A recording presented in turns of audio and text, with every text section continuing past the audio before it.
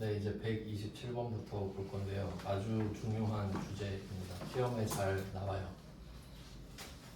방금 그 두 가지 같은 경우는 뭐 잘 나오는 건 아닌데 아주 기본적인 내용이고, 이 127번 문제는 특히 잘 나오는 주제입니다.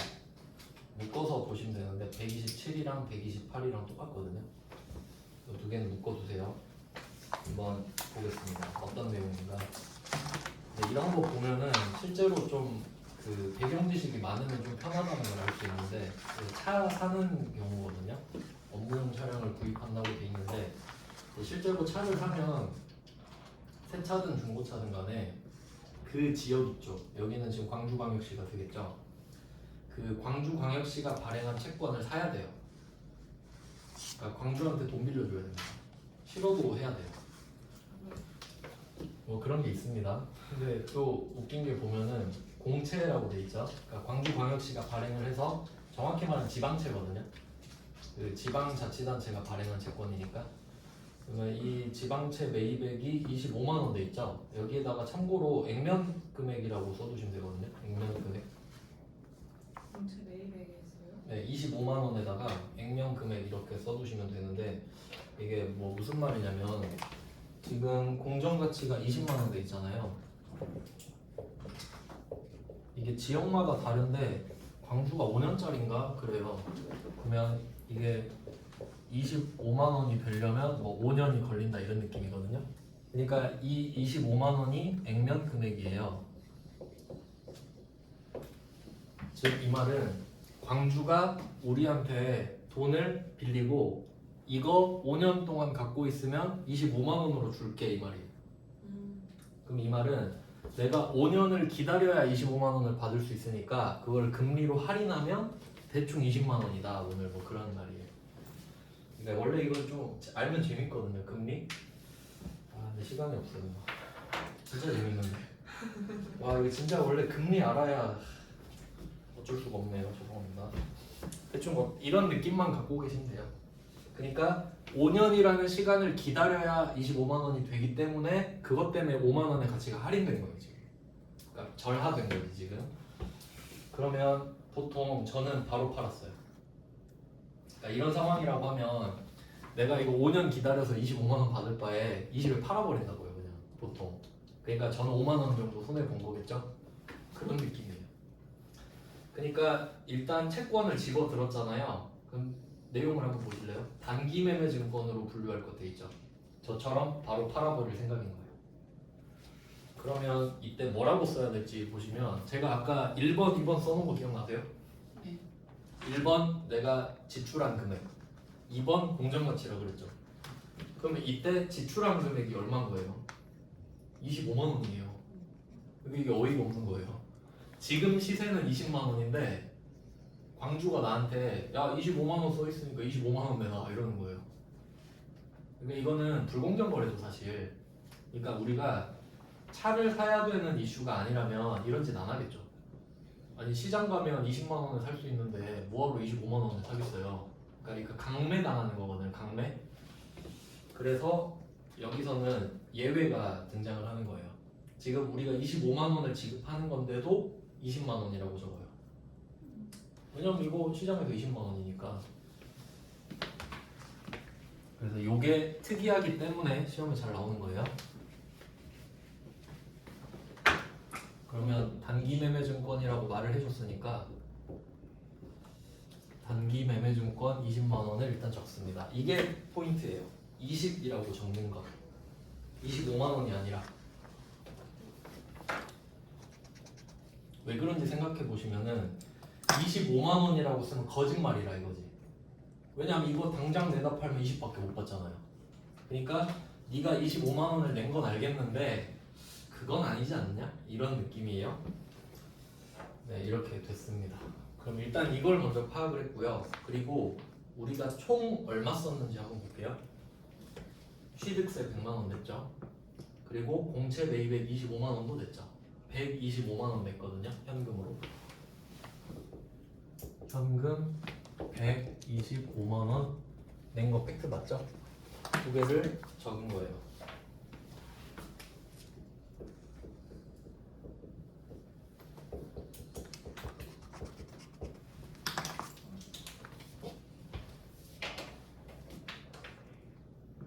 여기까지 정리가 됐고요. 그 다음에 취득세 한번 생각해 볼까요? 취득세는 아까 126번 문제에서 풀었어요. 지금 자동차 구입하면서 취득세 낸 거죠. 개정 과목은 차량 운반부가 되겠죠.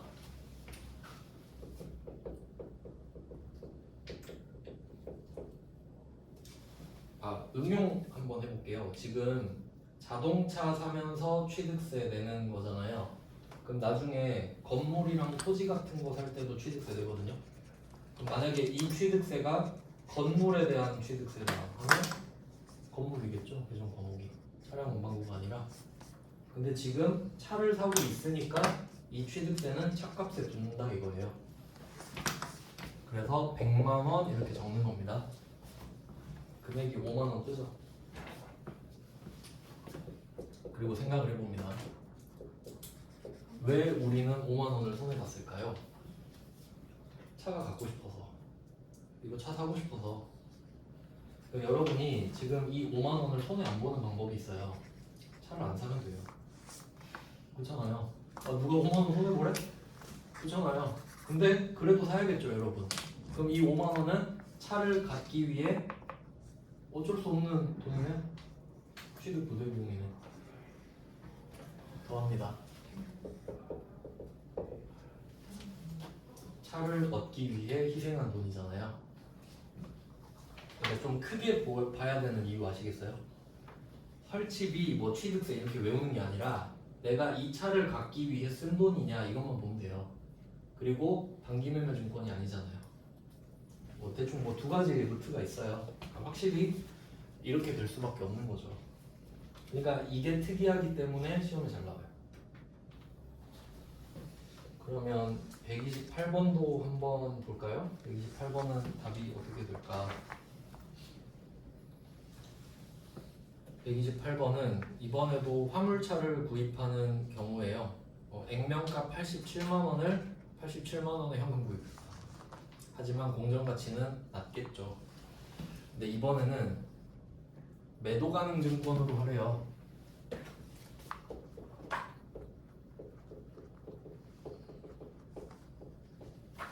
매도 가능 증권이라고 알려줍니다. 그러니까 얘는 지금 당장 팔 생각은 없어요. 뭐 돈이 급한 것도 아니고 그냥 갖고 있어 보지 뭐 이런 느낌이죠. 그러면 이번에도 78만 원 공정 가치를 써주면 되겠죠. 78만 원 쓰고요. 근데 내가 쓴 돈은 87만 원이라는 거예요.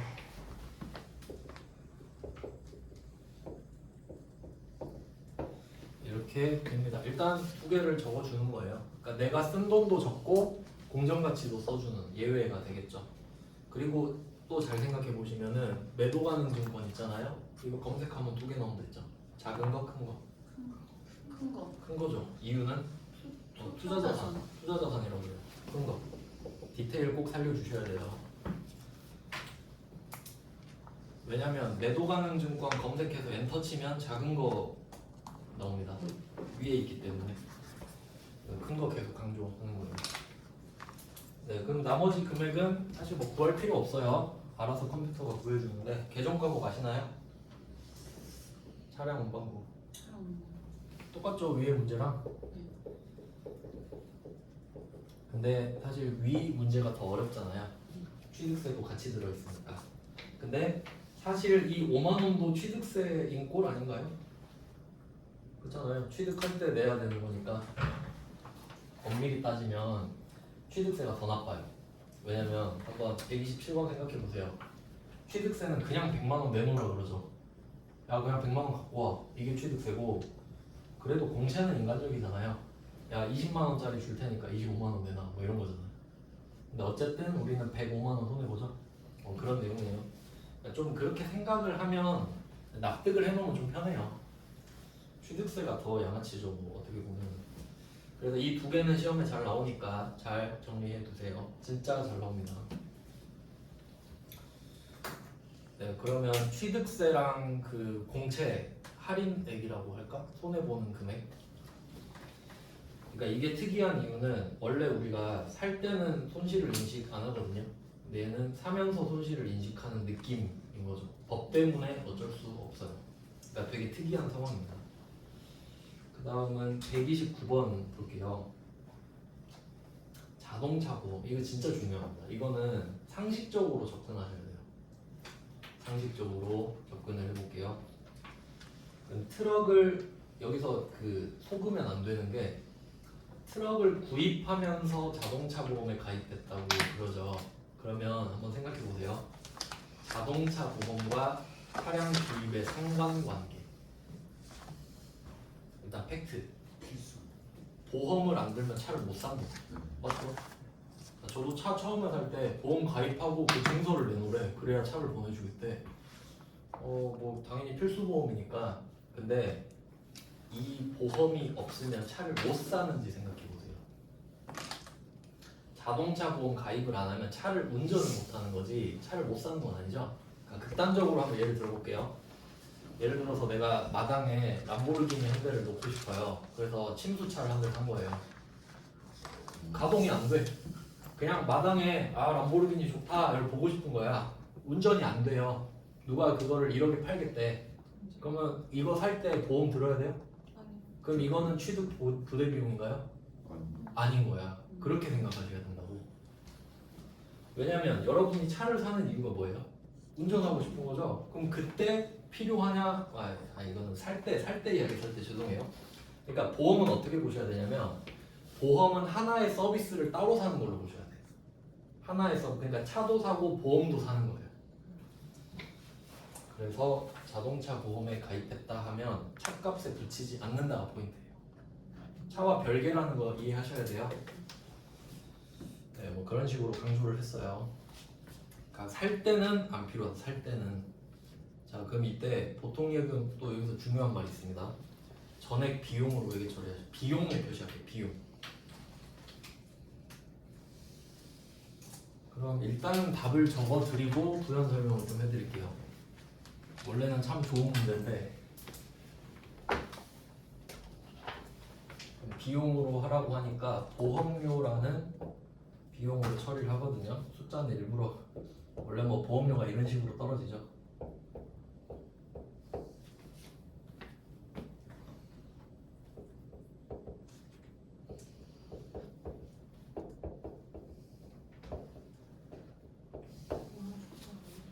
답은 간단해요. 이게 비용이거든요. 그러니까 보통 료자나 비자로 끝나는 게 비용이에요. 그러니까 료는 요금의 요자고요. 그러면 이것도 비용이니까 여기서 끝인지 한번 생각해 보세요. 지금 공장에서 쓸 트럭 때문에 보험 가입했거든요. 500번 비용이 되는 건데요. 일단 답은 이렇게 하면 쉬워 보이는데 근데 사실 이건 회계 기준에 맞지 않아요. 그냥 제가 봤을 때는.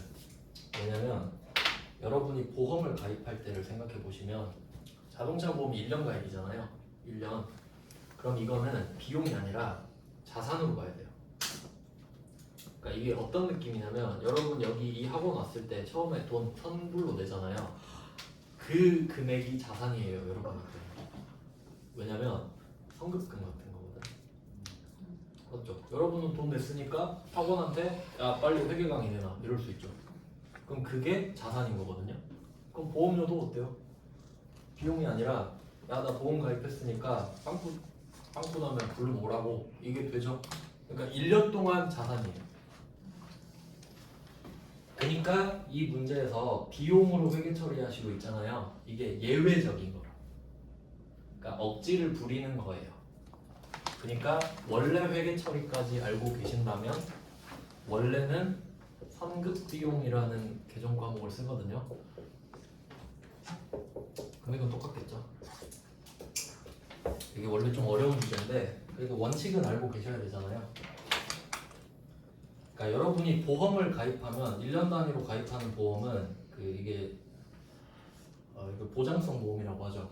이런 보험은 성격이 자산일 수밖에 없어요. 그래서 또 특이한 게 이름이 선급 비용이잖아요. 비용인데도 자산이에요. 왜냐면 비용을 먼저 납부한 것 자체가 자산이 되기 때문이에요. 그러면 한번 예를 들어볼까요?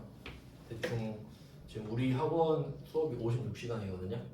그냥 계산하기 편하게 여러분이 56만 원을 냈다고 할게요. 그러면 처음에 여러분이 56만 원 내잖아요. 그러면 현금 56만 원 이렇게 하고 뭐 선급 비용 이렇게 하는 거예요. 여러분이 회계 처리를 한다면. 그러면 이 상태가 언제까지 유지되냐면 그 개강 날까지 계속 이 상태로 유지가 돼요. 그러면 처음에 4시간 들으셨죠, 수업. 그러면 이 중에 1시간에 10,000원 꼴이잖아요. 그럼 여러분이 첫 수업 듣고 4시간 듣고 갔잖아요. 그럼 선급 비용이 사라져요. 자산이 사라지는 거예요. 이제 여러분 4시간짜리 들을 권리가 사라졌어. 그리고 비용 처리가 되는 거예요. 이런 느낌으로. 그러니까 여러분 4시간 수업 들을 때마다 이 회계 처리를 계속해. 56만 원이 다 소진될 때까지. 그럼 보험료도 이런 느낌이거든요. 근데 보험료는 정확하게 건수로 따지기가 힘드니까 개월수로 평가해요. 그러니까 한 달 지날 때마다 뭐 이런 식으로. 네, 정확히는 12월 31일에 몰아서. 그럼 이제 다시 제 이야기로 해드리면은 저는 보험 5월, 4월 말일이니까 5월 초라고 할게요. 그러면 그냥 계산하기 쉽게 120만 원 이렇게 해볼게요. 보험료가 120이라고 해볼게요. 그럼 제가 5월 1일에 내면서 이렇게 회계 처리를 하는 거예요. 그리고 결산은 12월 31일이죠. 그러면 내 생각에 이제 12월 31일이 되니까 8개월이 지났잖아요. 그러면 아 이제 선급 비용 80만 원이 없어졌구나 라고 저는 생각을 해요. 이제 4달밖에 안 남았잖아요. 그럼 이제 이게 보험료예요. 원래 이렇게 해야 돼요.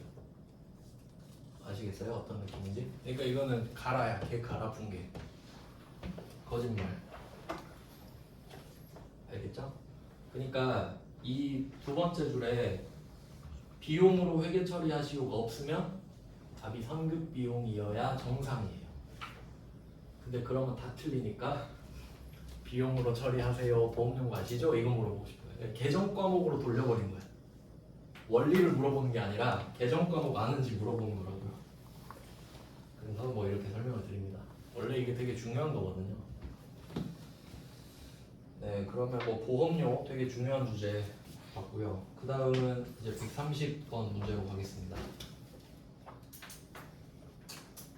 이제 자동차세 나오네요. 자동차세는 이제 또 1년에 2번 내야 되죠. 1월에 한 번, 7월에 한 번 내야 됩니다. 과세표준은 100일량이고 1월에 한 번을 내면 한 9% 깎아주죠. 뭐 그런 것들이 있는데 그럼 자동차세랑 차의 상관관계를 생각해 보세요. 취득세랑 자동차세의 관계. 취득세는 차 살 때 딱 한 번 내죠. 딱 한 번. 자동차세는 1년에 한 번씩 내죠. 그럼 이게 시점으로 따지면 취득세는 취득하면서, 그러니까 취득 부대 비용이 맞죠. 자동차세는 자동차를 취득했기 때문에 내는 거죠. 그래서 얘는 계속 비용 처리를 해주면 돼요. 네, 비용 처리입니다. 그래서 취득세랑 자동차세를 헷갈리지 않으시면 되고요. 그러면 비용 처리할 때 계정 과목이 뭐냐? 3월 20일로 해놨지? 네, 뭐 상관은 없어요, 날짜는. 그러면 영업부서 차량에 대한 자동차세. 이 계정 과목을 세금과 공과로 쓰거든요. 세금과 공과. 그러니까 세금이랑 공과금을 합쳐서 부르는 거예요. 세금이랑 공과금. 그럼 세금과 공과 20만 원 하고 이게 영업부서 차량이니까 800번으로 빼줘야 됩니다. 비용이니까. 그리고 트럭에 대한 자동차세도 있겠죠. 500 세금과 공과예요. 그냥 계정 과목 물어보는 문제가 되겠네요. 둘 다 보통예금에서 납부했어요.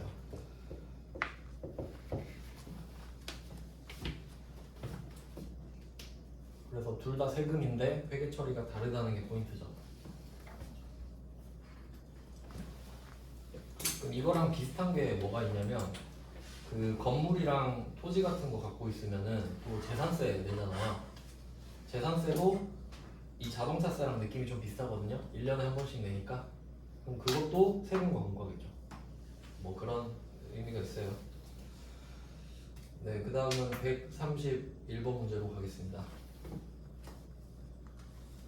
131번 최대 주주인 김으뜸 씨로부터 이제 이런 사람들을 그 좀 고급 용어로 뭐라 하지?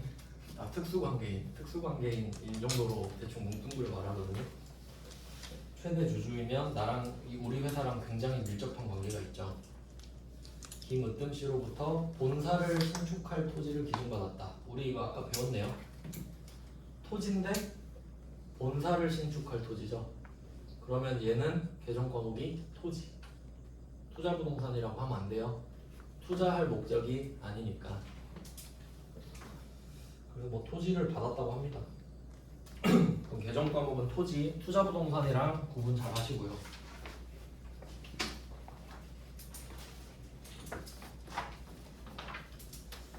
근데 가끔씩 이런 문제에서 본사를 신축할 이 말을 빼고 내기도 했거든요. 네, 그렇다고 하더라도 지금 이 땅을 준 사람이 주주잖아요. 그럼 우리 회사 잘 되라고 줬겠죠. 투기하라고 준 거 아니겠죠. 그러니까 별말 없으면 토지라고 보시면 돼요. 사용하라고 준 거겠죠. 그럼 아까 뭐 알려드린 대로 이 땅을 받으면서 우리가 쓴 돈을 생각해 보시면 지금 공정가액이 5천만 원이고 장부가액 4천만 원이죠. 여기서 이제 낚이시면 안 되는데 장부가액 4천만 원 있죠. 누구 장부일지 한번 생각해 볼까요? 지금 우리가 땅을 받고 있죠. 얘가 나한테 주죠. 그러니까 이 장부가액 있잖아요. 김으뜸 장부예요. 김으뜸 장부. 이 상황을 이해하시는 거예요. 지금 우리는 분개를 안 했잖아요. 분개 안 했는데 장부에 적혀 있을 리가 없죠. 그러니까 이 장부는 누구 거? 쟤 거. 그리고 생각해 보세요. 이게 이 상황이에요. 김으뜸이 나한테 땅 주면서 이 말 하는 거야. 내가 이거 옛날에 4천에 산 건데 너 줄게. 그럼 우리는 얘 말 안 듣죠? 바로 시세 검색하는 거예요. 공인중개사한테 가가지고 이 땅 요새 얼마나 하죠? 5천이요. 그럼 5천 적는 거지. 아시겠죠? 그러니까 얘 장부가액은 나랑 상관없어요. 안 궁금하다고. 근데 왜 주겠어요? 그렇죠. 틀리라고. 헷갈리고 틀리세요. 이렇게 주는 겁니다. 그러니까 생각을 해보면 아무 필요가 없다는 걸 알 수 있죠. 생각 안 하면 4천인지 5천인지 당최할 수가 없네 이렇게 되는 거고. 그러니까 생각하는 게 중요한 거예요. 그래서 이거 아까 126번 차 받는 거랑 똑같잖아요. 그래서 이번엔 토지로 이름을 바꿔주시고 금액은 5천만 원. 자산 수증 이익인 것도 똑같겠네요. 자산 수증 이익 5천만 원은 자산 수증 이익이 되고요. 그다음에 소유권 이전 비용 200은 당좌 수표 체크카드 긁은 거죠? 당좌 예금 200 나가고. 땅은 공짜로 받았지만 취득세는 공짜가 아니니까 이 200은 땅값에 붙여주시면 되겠습니다. 126번과 완벽하게 똑같은 문제입니다.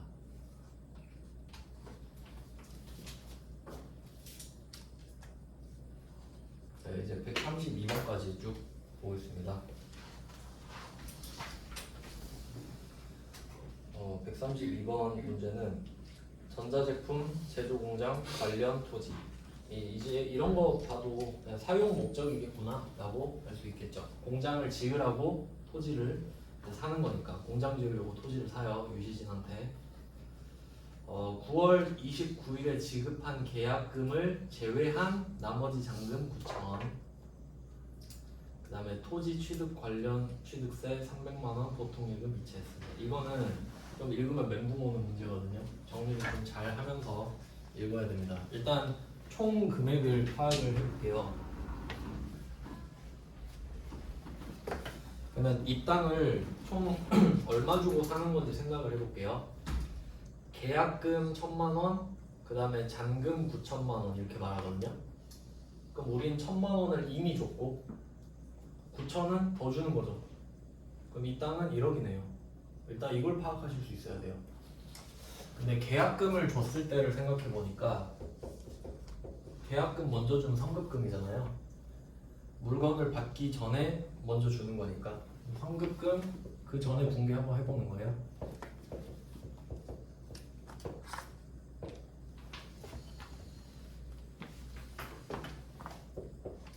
천만 원 이렇게 회계 처리를 했었을 거예요. 그리고 성급금은 이것도 기억해놔야 되죠. 거래처를 적어줍니다.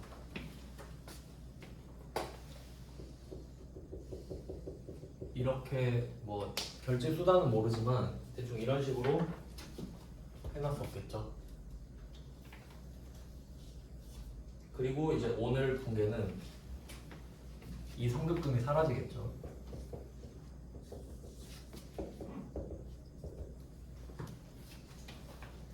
성급금이 자산이었었으니까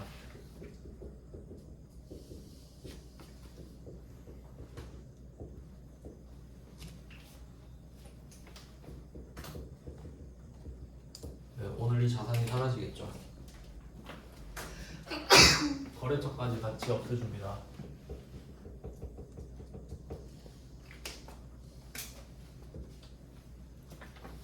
네, 그리고 잔금 9천만 원 보통 예금으로 줬네요.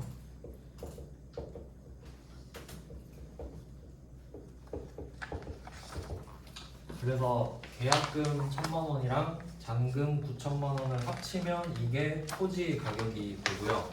근데 이때 취득세 300만 원이 더 생겼는데 이것까지 보통 예금으로 같이 주는 거죠. 그래서 대변은 정리가 끝났습니다.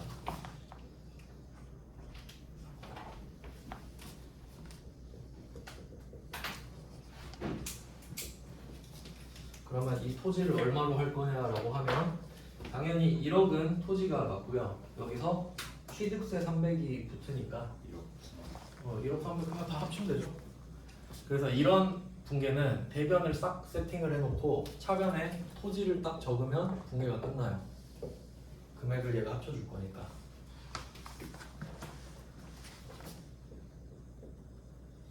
조금 복잡해 보이는데 계약금 이게 좀 잘 나오니까 익숙해지셔야 됩니다. 그럼 정답이 성급금 1,000 하고 현금 1,000 이렇게 하고 그다음 요것만 하셔야 돼요. 그러니까 이게 그 위에 위에 거는 안 지- 적고요. 질문한 걸 푼 거.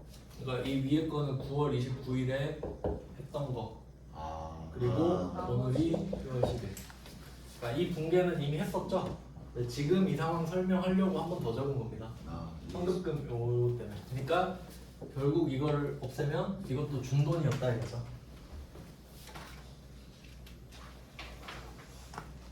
네, 뭐 이런 주제들이 있네요. 그러면 지금 비품 나왔고, 차량 운반구 나왔고, 토지 나왔고, 자연스럽게 이런 식으로 하나씩 보고 있어요. 이제 133번 6페이지로 넘어가시면 되는데, 네, 이번 문제도 앞에서 봤었죠? 이거는 공장 건설용 토지라고 하니까 개정 과목이 토지가 되고요. 법령에 의하여 공채를 샀다. 아까 봤던 내용이죠. 그러니까 여기서 15만 원 손해보고 있잖아요. 그러니까 그 15만 원은 토지가 된다. 뭐 그런 내용입니다. 그러니까 차 살 때뿐만 아니라 토지, 건물도 그러니까. 그래서 앞에서 차에서 다 배웠던 거니까 요거는 그냥 개정 과목만 맞춰서 응용을 해주시면 돼요. 그 다음에 134번. 이번에는 토지로 바뀌었죠. 아까는 자동차세였잖아요. 이번에는 토지와 관련한 재산세가 되니까 얘는 역시 세금 거문 겁니다. 왜냐면 취득세가 아니니까. 취득한 이후에 내는 거니까 비용 처리를 해주는 거예요. 그래서 이번에도 영업부 토지는 800번, 제조부 토지는 500번. 똑같아요. 이런 거 이제 그냥 쭉쭉 넘어가겠습니다. 똑같으니까. 그 그 다음은 135번이에요. B사업자인 김갑수로부터 토지와 건물을 7천만 원에 일괄 취득했다. 이제 건물이랑 토지를 보통 같이 사는 게 일반적인데 일단 우리가 준 돈은 7천만 원이거든요. 아까 말씀드렸죠. 회계에서 중요한 거는 공정가치보다 내가 지출한 금액이 더 중요하다고 했어요. 그러니까 내가 지출한 금액은 7천이고 받은 거의 공정가치는 6천 플러스 4천에서 1억이거든요. 네, 뭐이 정도는 좀 풀 수 있어야 된다 생각해서 넣었는데 그럼 이런 문제들 때문에 우선순위를 아셔야 되는 거예요. 그래서 우선순위는 일단 7천만 원이란 걸 확인했어요. 당좌표 발행했답니다. 당좌표 발행했으니까 당좌 예금에서 차감이 되고요. 당좌표 발행하는 건 뭐 계속 나오죠.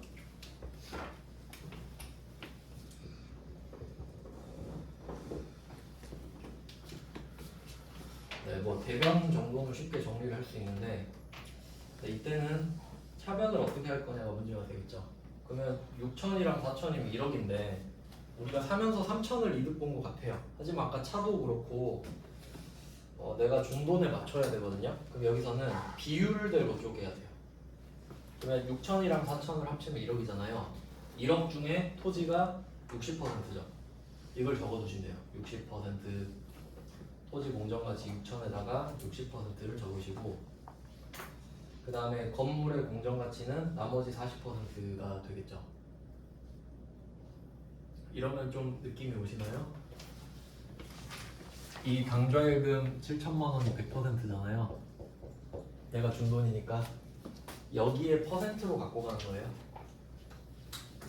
그러면 내가 준 돈 7천을 100%로 다시 잡고 여기에 60%가 토지가 되는 거죠. 그래서 6, 7에 42에서 4,200 건물은 나머지 40%니까 4, 7에 28 2,800 뭐 이런 식으로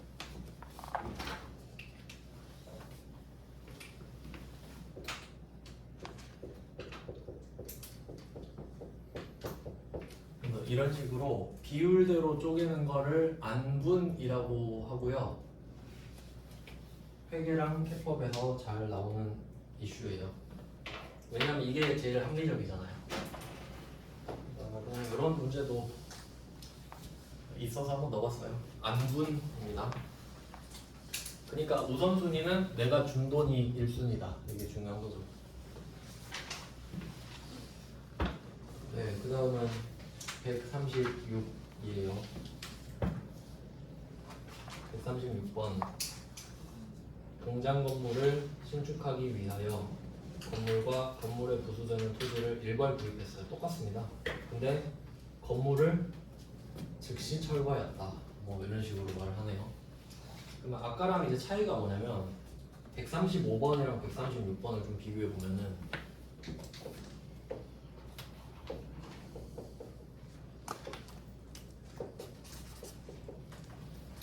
건물이랑 토지를 일괄로 거래를 하는 게 일반적인데 원래 좀 복잡한 게 있는데 그냥 뭐 그렇다고 하고 같이 거래를 했어요. 근데 135번은 내가 이 건물을 사용할 거거든요. 그러니까 금액을 안분한 거예요. 건물도 가치가 있고 토지도 가치가 있으니까. 근데 이제 차이가 뭐냐면 136도 같이 일괄 구입한 건 맞잖아요. 근데 여기서는 건물을 즉시 철거했다고 되죠. 지금 이 말은 토지 때문에 건물도 산 거거든요. 차이 아시겠나요? 135번은 내가 이 건물이 마음에 들어서 건물과 토지를 같이 산 거예요. 그러니까 가격을 비율대로 쪼개준 거예요. 둘 다 가치가 있으니까. 근데 밑에 136번 문제 같은 경우는 사자마자 철거했잖아요. 그러니까 이 땅의 위치가 마음에 들어서 산 거거든요. 그럼 이 말은 건물이랑 토지값을 다 치르긴 했지만 그냥 건물 때문에 땅을 비싸게 산 거밖에 안 돼요. 어쩔 수 없이 산 거니까. 그래서 이때는 안분을 할 필요가 없는 거지. 그 말이에요. 그거 하는 거예요. 그러니까 135는 안분을 하고 136은 안 하는 이유를 아셔야 된다 이거죠. 네, 그래서 안분을 하지 않는다. 136번이 더 편한 문제입니다.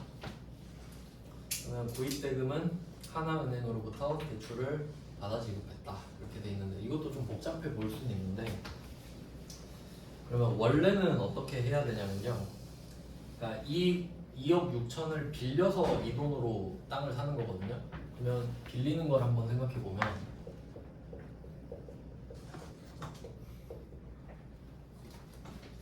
장기 차입금입니다. 이유는 대출 기간이 5년이라서 그래요. 5년 뒤에 갚으면 되는 거거든요. 그러면 장기 차입금 2억 6천 이렇게 적어놓고 뭐 보통 예금으로 받거나 했겠죠.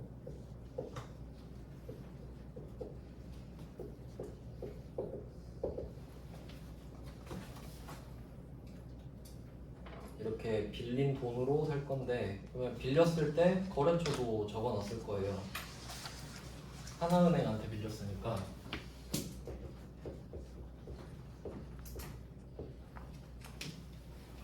하나은행 적어놓고 자산부채 이거는 그 과거에 있었던 붕괴입니다.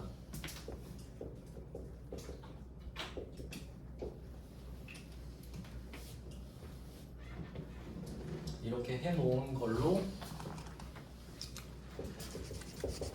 할 거예요. 보통 예금 2억 6천.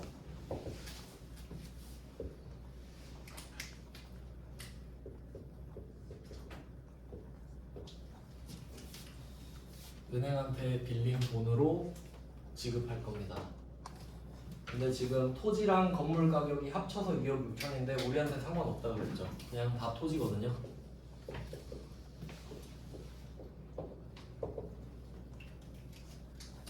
이렇게 해서 뭐 이런 느낌의 붕괴가 되는데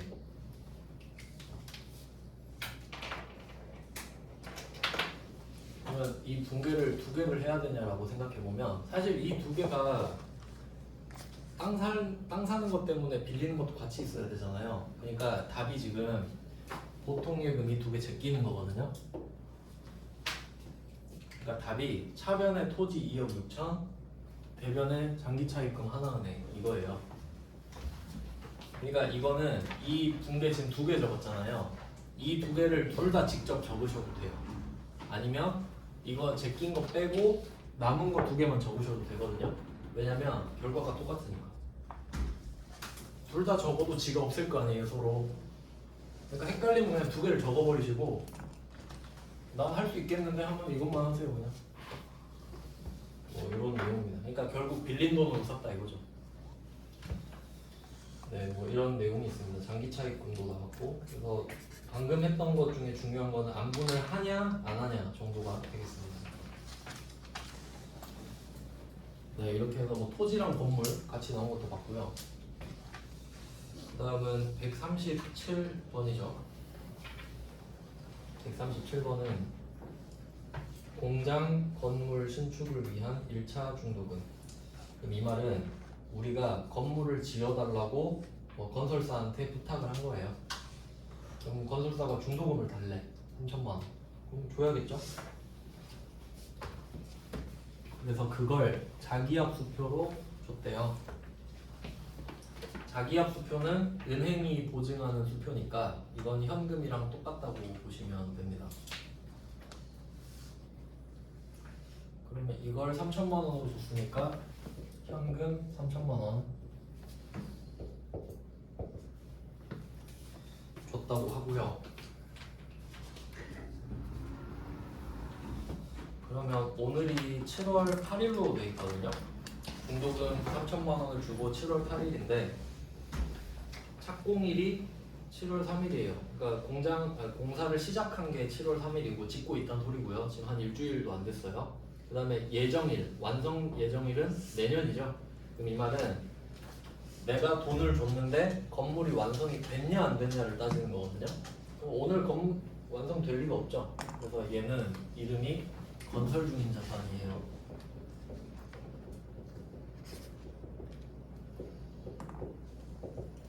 그냥 뭐 계정 과목 물어보는 문제 문제네요.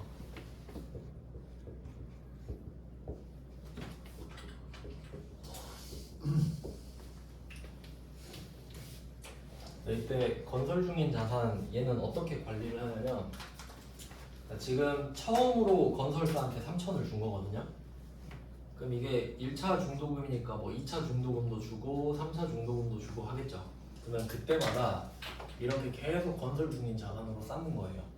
그럼 시간이 지나면 얘가 완성이 되겠죠. 그럼 만약에 이게 뭐 한 3억 쌓였다고 할게요. 그럼 완성될 때 이 건설 중인 자산 3억 쌓인 거 있죠. 요거를 대변으로 털어요. 그리고 차변을 건물로 바꿔요. 그러니까 건물이 만들어지는 거는 두 개인 거지. 첫 번째 만들어진 걸 살 수도 있죠. 그럼 그냥 건물이지. 바로 갖고 와버리면. 근데 내가 만들어 달라고 주문 넣고 발주해서 이렇게 건설 중인 자산 쌓다가 완성되면 대체 이런 경우도 있겠죠. 근데 취득세를 내는 건 똑같아요. 어차피 이것도 취득이기 때문에 뭐 상황을 좀 이해하시면서 같이 보면 됩니다. 그리고 뭐 나름대로 좀 짜임새 있게 하려고 했어요. 그러니까 건물을 사는 것도 했고 만드는 것도 했잖아요. 그 다음은 이제 138번 조금 심화 주제인데 공장의 신축을 위한 특정 차입과 이거 원래 좀 어려운 주제거든요. 근데 좀 쉽게 냅니다. 문제는 특정 차입금이라고 하는 거는 그러니까 돈을 빌리는 걸 차입금이라고 하잖아요. 근데 그 목적이 뚜렷한 거. 그러니까 지금 공장의 신축을 위한 특정 차입금이라고 하고 있죠. 그러니까 지금 돈을 빌렸는데 이 빌린 돈은 공장을 지을 때만 쓰려고 빌린 거예요. 100% 공장에만 때려 박을 거예요. 그러니까 반대로 일반 차입금이란 말이 있는데 뭐 중요하진 않지만 일반 차입금은 일단 그냥 빌린 거예요. 그러니까 이걸로 건물을 지을 수도 있고 아닐 수도 있는 거고. 근데 얘는 강조하는 겁니다. 내가 빌린 돈은 공장에만 다 썼어 이 말이거든요. 그리고 이자 비용이라고 나오죠. 그럼 이자 비용은 돈이 350만 원 줄어드는 거니까 원래 비용이잖아요. 이름도 이자 비용으로 돼 있는데 네, 여기서 포인트는 자본화 대상이라는 겁니다. 자본화 대상.